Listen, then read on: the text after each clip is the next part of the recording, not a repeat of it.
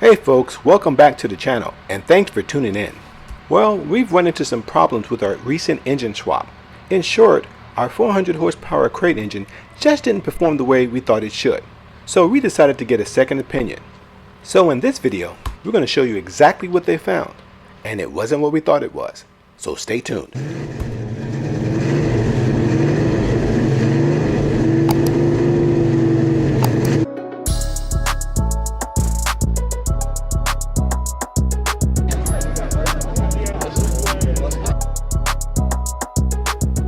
Now in part 1 of our engine swap video, you watched us deliver the Mustang to the shop and we provided you with the specs to our new engine.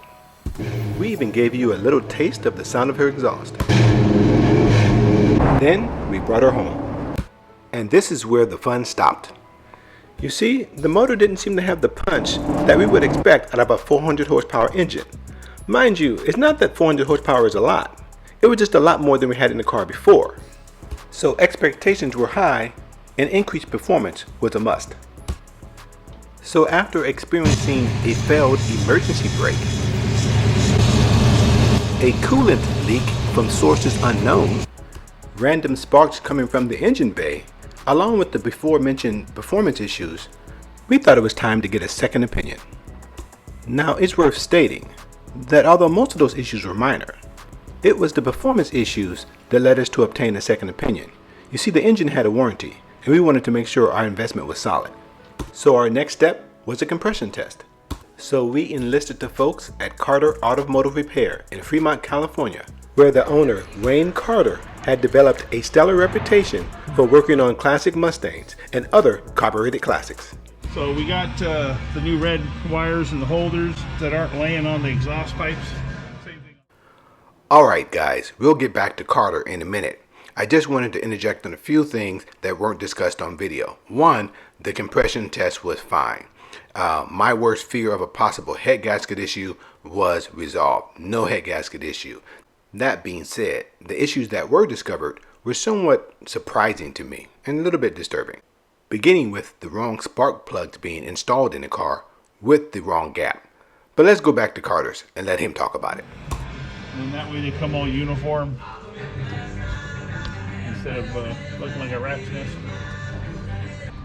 Got the plugs gapped correctly, recurved the distributor, got the distributor set correctly, corrected the voltage to the coil, which was creating a spark issue.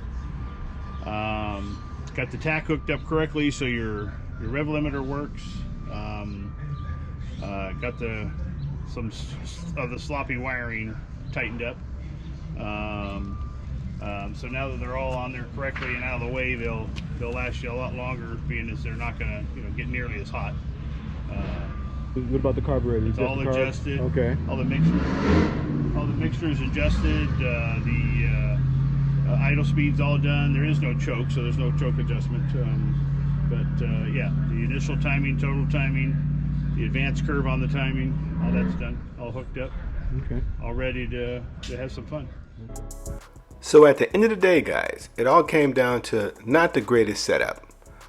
Wrong spark plugs, wrong spark plug gap, sloppy wiring which led to burnt wires, improper coil setup, the list goes on. But at the end of the day, the first shop gave me an engine at a very inexpensive price. I'm still happy with that. And they gave me a very inexpensive installation price. And so at the end of the day, everything came out the way I wanted it, and so I can't complain. I could, but what would be the point?